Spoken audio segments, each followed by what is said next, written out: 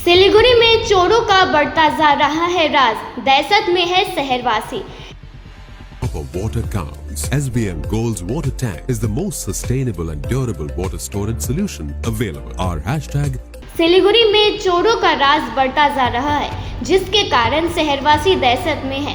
सिलीगुड़ी में चोरों का राज कितना बढ़ गया है, इसका अंदाजा इस बात से लगाया जा सकता है कि आए दिन चोरी की घटनाएं हो रही है। शहर में एक और बड़ी चोरी ने हड़कंप मचा दिया है। सिलीगुड़ी नगर निगम के वार्ड नंबर 5 में टीचर्स कॉलोनी इलाके में एक घर से लाखों रुपए के गहने और नकदी चोरी हो गए। पता चला है कि घर के मालिक अमन दुगर व्यवसाय के लिए बिहार गए हुए थे। उनके माता पिता भी इलाज के लिए दिल्ली में रह रहे थे। नतीजन घर काफ़ी समय से खाली था। अमन हर शनिवार और रविवार को घर आते थे।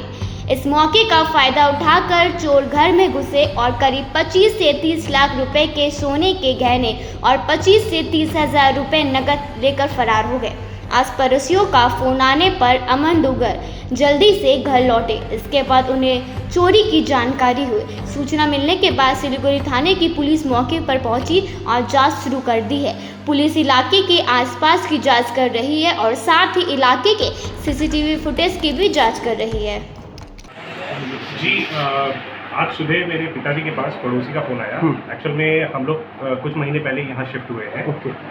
शिफ्ट होने के बाद मम्मी का भी ट्रीटमेंट चल रहा है दिल्ली में, कैंसर का। तो मम्मी का आना जाना लगा रहता है। पिछले 3 हफ्ते से मम्मी लोग दिल्ली में ही हैं और मेरी ऑन जॉब ट्रेनिंग चलती है पूर्णिया में। तो मैं सैटरडे संडे से पाता हूँ, वीकेंड पे मैं घर आता हूँ। तो आज सुबह पापा के पास फ़ोन आया कि आपके गेट का घर खुला है, आपका बेटा आ गया है क्या? तो मेरे पापा को शक हुआ। मेरे पापा ने मुझे फ़ोन किया सुबह तकरीबन 8 सवा 8 बजे।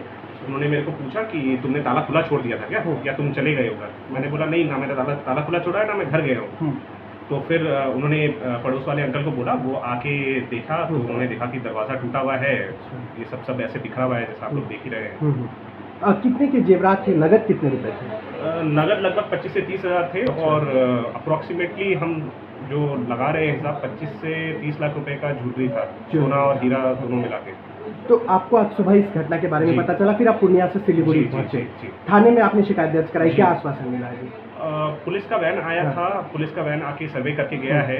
अब जो हेड ऑफिसर है, जो बड़े बाबू है, वो आएंगे तो फिर वो एफआईआर पे ठप्पा लगवाएंगे। तो उन्हीं का वेट कर रहे हैं हम लोग, फॉलो अप ले रहे हैं। आपने कब शिफ्ट किया था यहाँ पे? इस तकरीबन 8-10 महीने हुए होंगे। इसके पहले आप कहीं और? इसके पहले हम लोग संतोषी नगर में ही रहते थे। ओके, संतोषी भाड़े पे रहते थे। भाड़े पे रहते थे। तो क्या किसी पे डाउट या कुछ असामाजिक तत्व या आसपास के कोई?